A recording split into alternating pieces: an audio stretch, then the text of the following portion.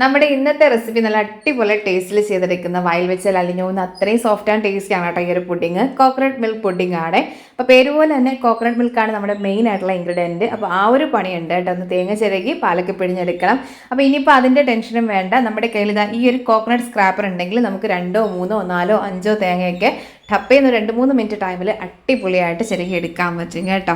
അപ്പോൾ ഇത് എൻഗേജിൻ്റെ കോക്കനട്ട് സ്ക്രാപ്പറാണ്. നല്ല ക്വാളിറ്റിയിലും നല്ല സേഫായിട്ട് യൂസ് ചെയ്യാൻ പറ്റുന്ന ഒരു പ്രൊഡക്റ്റാണ്. ഇതിൽ നമുക്ക് 2 ബ്ലേഡാണ് കേട്ടോ കിട്ടുന്നത്. നമ്മൾ എടുക്കുന്ന തേങ്ങാമുറയുടെ സൈസിനനുസരിച്ച് വലുതോ ചെറുതോ അതിനനുസരിച്ച് നമുക്കൊന്ന് അറ്റാച്ച് ചെയ്തെടുത്താൽ മതി. ഈസി ആയിട്ട് യൂസ് ചെയ്യാൻ പറ്റും കേട്ടോ. പിന്നെ നമ്മൾ ചിരകി എടുക്കുന്ന തേങ്ങ കളക്ട് ചെയ്യാനായിട്ട് ഇതുപോലെ 2 ബൗളും കൊടുത്തിട്ടുണ്ട്. പിന്നെ ഓറഞ്ചൊക്കെ പിഴിഞ്ഞെടുക്കണമെങ്കിൽ അങ്ങനെ ഈ ഒരു ഐറ്റം വരുന്നുണ്ട് കേട്ടോ. ഫസ്റ്റ് ടൈമൊക്കെ നമുക്ക് യൂസ് ചെയ്യാനായിട്ട് വേണമെങ്കിൽ ഇതുപോലെ ഗ്ലൗസും കൊടുത്തിട്ടുണ്ട്.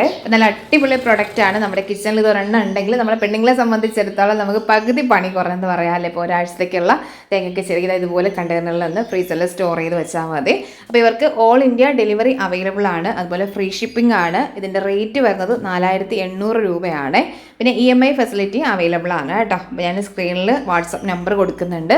ആവശ്യമുള്ളവർ ഒന്ന് കോൺടാക്ട് ചെയ്ത് കേട്ടോ. അപ്പോൾ ഇനി നമ്മുടെ പുഡിങ്ങിനായിട്ട് നമ്മൾ തേങ്ങാപ്പാൽ നല്ലപോലെ ഒന്ന് ചെയ്തെടുത്തിട്ടുണ്ട്. 4 കപ്പ് തേങ്ങാപ്പാൽ എടുത്തിട്ടുണ്ട്. ഇതിലേക്ക് നമ്മുടെ മധുരത്തിനനുസരിച്ചിട്ടുള്ള പഞ്ചസാര, ഒരു 5 ടേബിൾ സ്പൂൺ കോൺഫ്ലവർ, കുറച്ച് ഉപ്പ്, കുറച്ച് വാനില എസൻസും കൂടി ചേർത്ത് നല്ലപോലെ മിക്സ് ചെയ്തിട്ട് ഒന്ന് തിളപ്പിച്ചത് ഇതുപോലെ തിക്കാക്കി എടുക്കാം. ചൂടോടെ തന്നെ നമ്മൾ ഒഴിച്ചൊന്ന് സെറ്റ് ചെയ്തെടുക്കുന്നുണ്ട്. ടോപ്പിലേക്ക് നമുക്ക് ഇഷ്ടമുള്ള രീതിയിൽ ഗാർണിഷ് ചെയ്ത് ഫ്രിഡ്ജിൽ വെച്ച് നല്ലപോലെ തണുപ്പിച്ചെടുത്ത് സെർവ് ചെയ്താൽ മതി. അടിപൊളി ടേസ്റ്റാണ് കേട്ടോ.